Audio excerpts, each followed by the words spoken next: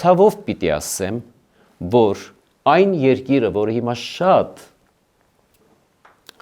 ավելի հիվանդագին է ընդունում այս ամենը, հիվանդագին, թող մեղքը նախ եւ առաջ փնտրի իր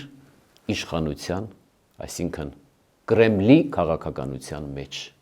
որոնք ամեն ինչ արեցին եւ շարունակում են անել նաեւ այսօր։ Իսկ ինչ է։ Իրենց ընտրած այս ջոկատներով 5-րդ շարասյուն կոչվող։ Պատկերացրեք։ Արդյոք հայ ժողովրդի համար կարող է լինել ավելի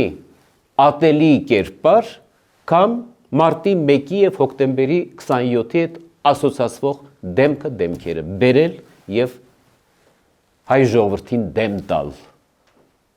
Դա ուղղակի ընկալելի չէ։ Եվ որքան